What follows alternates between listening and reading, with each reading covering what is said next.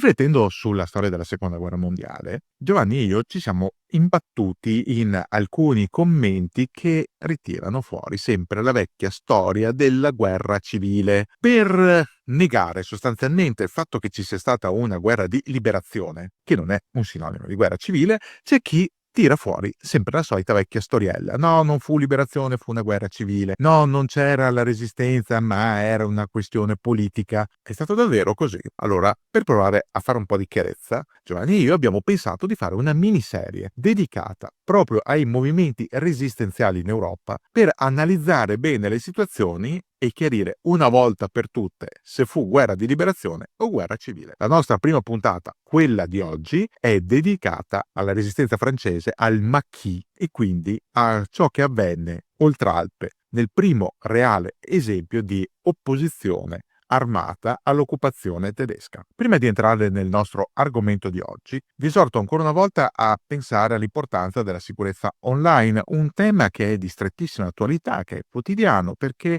in qualsiasi momento può capitare di essere oggetto dell'attenzione di qualche malintenzionato che vorrebbe entrare nei nostri o nei vostri sistemi per carpire informazioni o peggio ancora per ricattarvi. Noi di Dentro la Storia ci siamo messi al riparo da diverso tempo grazie a NordVPN, un partner strategico eccezionale, la migliore VPN in circolazione che attraverso la sua costantemente aggiornata tecnologia e la sua elevata Threat Protection Pro ci permette di navigare in completa sicurezza ovunque ci troviamo, da qualunque dispositivo, e ci consente anche di accedere a contenuti che a volte sono bloccati per questioni di geolocalizzazione. Anche voi potete usufruire del medesimo servizio con i piani biennali di NordVPN che vi consentono di accedere al stesso servizio, quindi di elevatissima protezione, con dei vantaggi esclusivi che sono 4 mesi extra gratuiti e la consueta garanzia soddisfatti o rimborsati. Cosa dovete fare? Semplice, date un'occhiata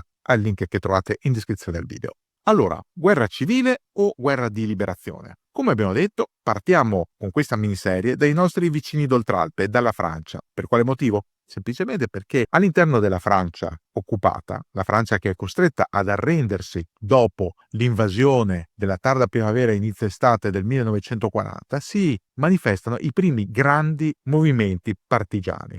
Non sono gli unici, ne nascono anche nella Polonia occupata, ne nascono in Norvegia. Qualche piccolo movimento è presente anche in Danimarca, ma è indubbio che all'interno della Francia occupata e anche della Francia cosiddetta di Vichy, cui abbiamo dedicato un video appena 2 mesi fa, potete rivederlo nel canale, si sviluppino diversi movimenti di liberazione improntati a questioni politiche, a questioni logistiche, a questioni a volte anche di ambiente. Pensate ai movimenti studenteschi. Sono tutti movimenti che chi più, chi meno, colgono l'occasione del proclama lanciato alla radio il 18 giugno del 1940 da Charles de Gaulle da Londra per non arrendersi, per non accettare il fatto, per non piegarsi alle logiche del maresciallo Pétain e del nascente governo dell'État français, quello che diventerà lo Stato di Vichy. Ma come detto, di Vichy ne abbiamo già parlato. Allora la mia domanda è: in Francia, dal 1940 fino al 1944, si combatté una guerra civile? Se lo chiedete a un francese oggi, vi risponderà con assoluta certezza di no, non c'è stata nessuna guerra civile, nonostante nel sud del paese fosse stata mantenuta una zona che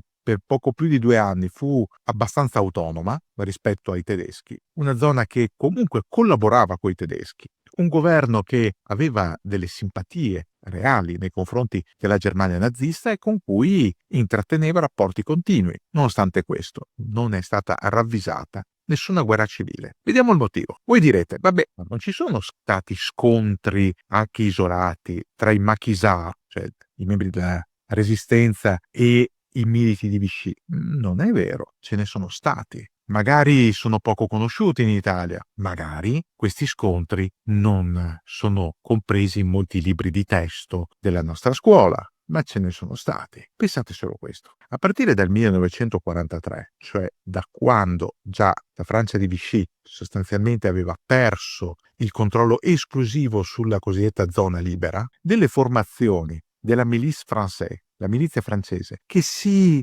occupava della sicurezza interna per conto del governo di Vichy, queste formazioni collaboravano attivamente con tutte le forze di repressione messe in campo dall'occupante tedesco. E non erano poche, perché cominciamo dalla Wehrmacht stessa, che attraverso la Feldgendarmerie si occupava della sicurezza dei siti militari. Poi l'Abwehr, lo spionaggio militare, che intercettava le reti sotterranee della resistenza francese. La Gestapo, la Geheime Staatspolizei, la polizia segreta di Stato, il quarto ufficio del Reich Sicherheitshauptamt delle SS, il Sicherheitsdienst, il servizio di sicurezza, terzo ufficio dell'RSH. Tutti elementi di contrasto ai tentativi da parte della resistenza di appunto resistere all'occupante. E poi c'era la Milice Française, una formazione di polizia guidata da Joseph Darnat, che per brutalità e violenza rivaleggiava con la Gestapo. Nonostante l'esistenza della Milice Française, nessuno oggi in Francia è disposto a riconoscere quel periodo come una guerra civile francese. Vediamo i motivi. A rigor di logica,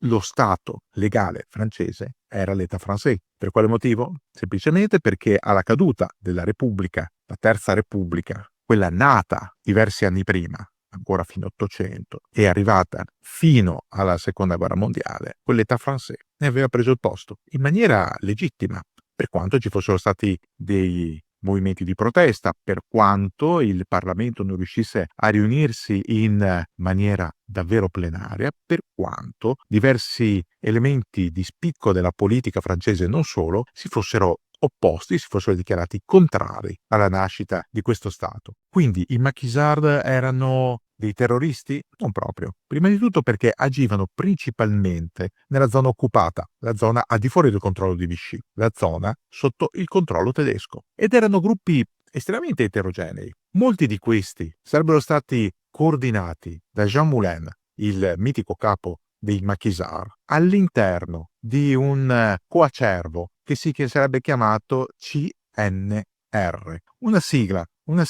che era il Conseil National de la Résistance, un comitato centrale clandestino, praticamente l'equivalente del CLN nostrano, un gruppo di coordinamento che si occupava principalmente della resistenza nei centri abitati. Il CNR di Jean Moulin sostenne politicamente l'azione di Charles de Gaulle contro Henri Giraud, il rivale politico di de Gaulle. Un uomo, Giraud, che inizialmente non vedeva con grande fiducia il generale fresco di nomina, tra l'altro prima era colonnello, che era andato a Londra in missione diplomatica, molti dicono per distoglierlo dalle questioni parigine, per tenerlo lontano, e che da Londra si era fatto portavoce di una Francia resistente. Fatto sta che sotto Jean Moulin il CNR riuscì a raggruppare al suo interno tanti gruppuscoli diversi, per estrazione, per tipologia, tenendo inizialmente a distanza solo i comunisti, che tra l'altro nella prima fase rappresentavano la maggioranza e che almeno per un certo periodo, quindi almeno fino all'estate del 1941, si mantennero, se non proprio neutrali, comunque attivi solo da un punto di vista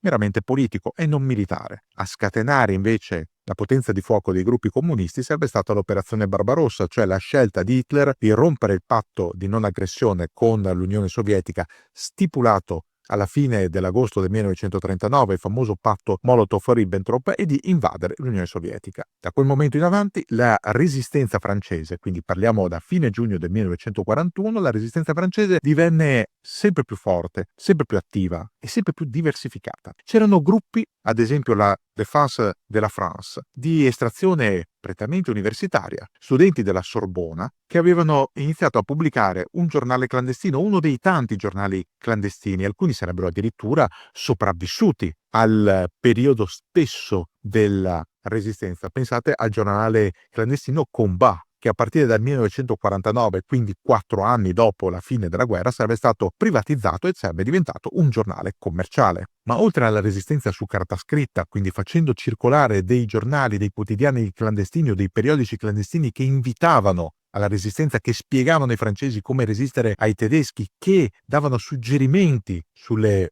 onde radio su cui sintonizzarsi alla sera, su cosa fare per rendere meno facile la permanenza dei tedeschi in Francia e che scrivevano, davano notizie non filtrate dalla censura, c'erano anche le formazioni di intelligence, formazioni che si occupavano ad esempio della preparazione delle zone di atterraggio o zone per paracadutare, aiuti in armi, radiotrasmittenti, forniture mediche e ovviamente anche cibo alle vere e proprie formazioni combattenti. Era il caso del Bureau d'Opération Aérienne, guidato da André Girard, ma c'erano anche dei gruppi di spionaggio. Era il caso dell'Armée Secrète, un gruppo gollista guidato da Charles Delestraint. Oppure c'erano altri gruppi estremamente specializzati per quanto riguardava la resistenza urbana. È il caso del Front National. Attenzione, non è il Front National odierno di Marine Le Pen, sono solo omonimi. Il Front National originario, le FEN,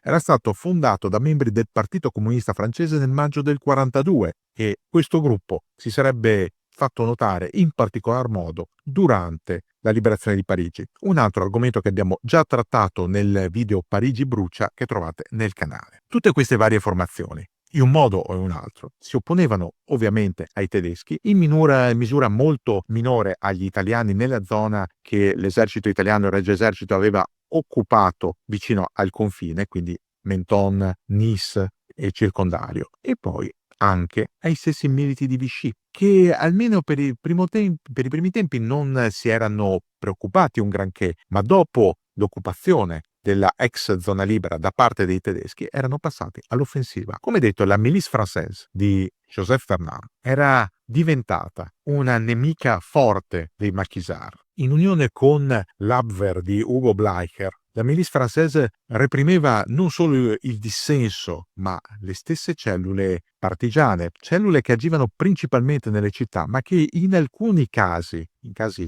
ovviamente limite, si davano da fare anche in campo aperto. È il caso, ad esempio, della battaglia di Vercors tra la fine di giugno e l'inizio di luglio del 1944, quando un grande gruppo di maquisards diede battaglia in campo aperto alle Waffen-SS del generale Karl Pflaum. In quel caso fu una vera e propria disfatta, i maquisards furono costretti a ritirarsi lasciando sul terreno oltre 600 morti. Nella maggior parte dei casi i maquisards agivano nelle campagne, agivano nei paesi, agivano nelle città, soprattutto nelle principali città, Lione, che sarebbe diventata la base di Jean Moulin, oppure Parigi. Contro questi maquisards, oltre alla Milice Française, come abbiamo detto, c'erano diversi specialisti della, oggi che la chiameremo controinsurrezione, che venivano dalla Germania. Il principale di questi lo abbiamo già conosciuto, Klaus Barbie, un uomo terrificante, conosciuto soprattutto per le grandi, potenti torture che infliggeva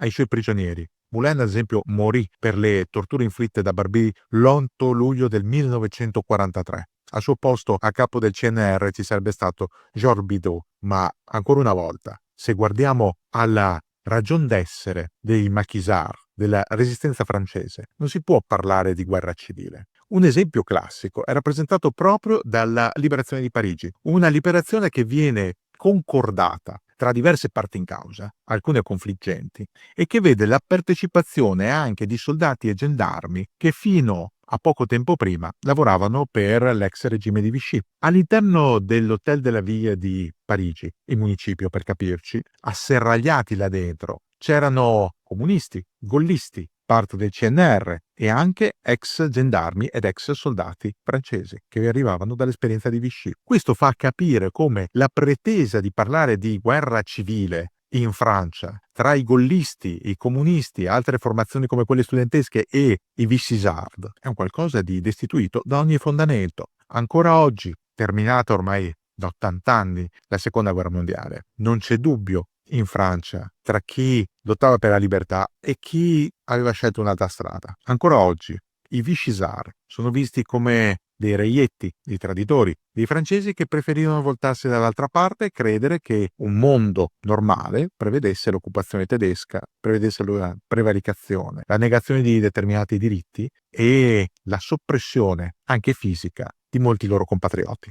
Tutto ciò però non è visto come una guerra civile. Per quale motivo? Perché semplicemente fino alla proclamazione del governo di Algeri non esisteva esattamente un altro governo da opporsi alla Francia di Vichy e non si poteva parlare di resistenza francese come di un esercito più o meno regolare e più o meno omogeneo che si opponesse direttamente alla Francia di Vichy. Solo dopo ci sarebbero stati sempre più maquisard e sempre meno appoggi per i vichisard, per una questione meramente storica e di evoluzione delle vicende, dall'occupazione della ex zona libera in avanti. Sempre più francesi avrebbero preso coscienza della necessità di opporsi all'occupazione. Un ruolo lo hanno giocato chiaramente anche i servizi segreti alleati. Pensate ad esempio a un personaggio che abbiamo già incrociato nelle nostre storie, il tenente colonnello della RAF Frederick Yeo Thomas, il coniglio bianco. La sua storia la trovate in uno dei video del canale, oppure nel maggiore e successivamente colonnello Maurice Buckmaster degli Intelligence Corps alleati. Questi ufficiali si erano occupati del coordinamento e dell'assistenza, tanto materiale quanto di intelligence, alla resistenza francese. Una assistenza che sarebbe stata cruciale in diversi ambiti, in diversi momenti della resistenza stessa. Una resistenza che avrebbe avuto il proprio trionfo con la liberazione di Parigi e che avrebbe recitato dei ruoli molto importanti anche all'interno dell'operazione Dragoon, cioè l'invasione della Francia meridionale attuata il 15 agosto del 1944 con degli sbarchi anfibi che partendo dal Mediterraneo occidentale sarebbero stati effettuati su tutta la costa appunto meridionale. In quel caso l'appoggio dei maquisard sarebbe stato determinante per fornire agli alleati le posizioni esatte dei vari reparti tedeschi e la situazione delle fortificazioni e delle batterie costiere. La dissoluzione del governo di Vichy il 20 agosto del 1944, per quanto Pétain e alcuni suoi ministri si rifugiassero in Germania senza più poter esercitare alcun potere, ha sancito la vittoria assoluta della resistenza francese e la fine di un periodo molto difficile di attrito che aveva visto molti francesi cosiddetti liberi, affiancati da polacchi, da ebrei e anche da reduci spagnoli della guerra di Spagna, quella sì, una vera guerra civile, affrontare i tedeschi, in misura molto minore gli italiani, e i vichisard. Oggi in Francia si parla di résistance o di maquis. Nessuno parla di guerra civile. Allora questa lezione che arriva dalla Francia dovrebbe farci ben riflettere su cosa è stato in Italia il periodo tra il 1943 e il 1945. Ma se non vi basta, nelle prossime puntate di questa miniserie dedicata alla presunta guerra civile se ne capirà di più e probabilmente si farà maggiore luce su ciò che è stata la lotta di resistenza e perché non si può definire guerra civile. Alla prossima puntata!